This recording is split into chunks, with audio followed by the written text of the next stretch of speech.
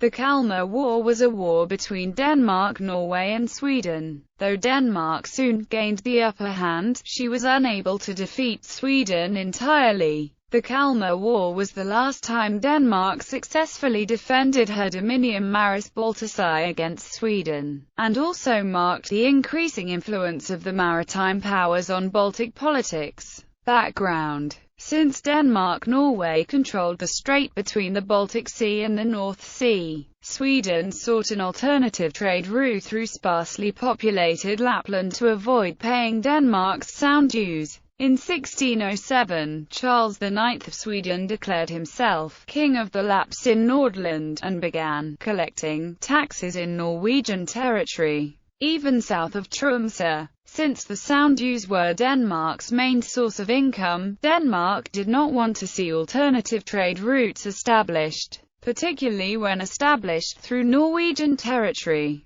Denmark protested. King Charles IX of Sweden ignored the protests of King Christian IV of Denmark and Norway. Finally, in April 1611, in response to Sweden's claim of a traditionally Dano-Norwegian area in northern Norway, Denmark declared war upon Sweden and invaded. The war's beginnings. The Danish side planned to attack Sweden on three fronts: from Christianople towards Kalmar, from Halmstad towards Jönköping, and from Norway towards the fortress of Alvsborg and thereafter further into Västergötland. A force of 6,000 men laid siege on the city of Kalmar, ultimately taking it. Norwegian forces, although stationed on the border, were instructed not to enter Sweden. In the summer of 1611, Swedish forces under Baltzabak were ordered to invade Norwegian Jämtland. They did so, and armed Swedish peasants marched into Härjedalen.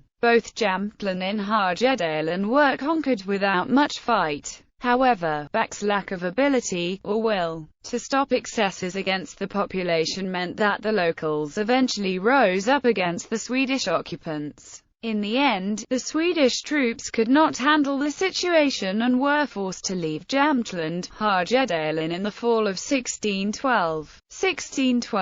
On October 20, 1611, King Charles IX of Sweden died and was succeeded by his son, Gustavus Adolphus. On ascending the throne, Gustavus Adolphus sued for peace, but Christian IV saw an opportunity for larger victories, and strengthened his armies in southern Sweden. In response, Gustavus began conducting raids along the border between Denmark and Sweden. In a February raid, Gustavus nearly drowned at the Battle of Vitshö after being surprised by a Danish army. In early 1612, Denmark attacked and eventually conquered two fortresses on the border between the fighting countries, Alvsborg and Gullberg, both in present-day Gothenburg. This was a major setback for Sweden, as the country now lacked access to the sea in the west. Having achieved this success, and aiming to end the war as soon as possible, the Danish command ordered an attack deep into Sweden, towards the capital of Stockholm. However, this proved to be a failure. Scorched earth methods and guerrilla warfare from the Swedish side made this a very difficult task, and many of the mercenaries in the Danish army deserted since they did not receive their pay. Thus, the Danish army could never mount a serious attack on the capital itself.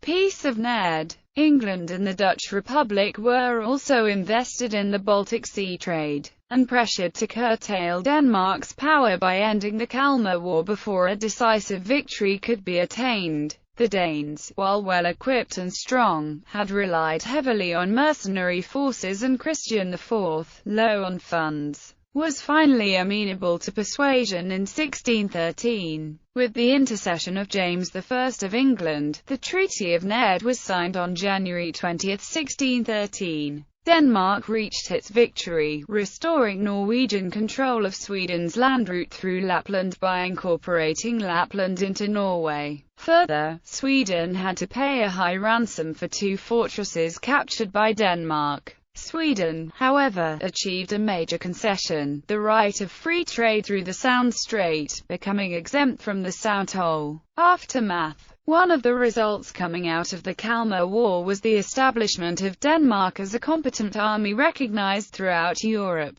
The rise of the maritime powers including Great Britain and the Dutch established a rivalry for power in the Baltic Sea. Archduke Albert of the Habsburgs sought out aid from the Hanseatics in order to challenge the military prowess of King Christian IV. Because the Dano-Norwegian alliance did not achieve a total overall victory, Sweden would recover under Gustavus Adolphus. Surprisingly enough, Sweden and the Danish and Norwegians would enter into a brief alliance in the coming 30 Years' War. The Kalmar War marked the last victory for the Dano-Norwegian alliance against Sweden until 1814, when Norway would at last be pulled into a union with Sweden in the Treaty of Kiel. The Kalmar War, as well as the Northern 7 Years' War, marked the beginning of centuries of rivalry between the Norwegians and the Swedes, which greatly influenced the machinations of the personal union between the two countries after the Dano-Norwegian loss in 1814. Rather than ceding Norway to Sweden like what was agreed upon in the Treaty of Kiel, Norway denied being ruled under Sweden and rebelled in a short war known as the Campaign against Norway.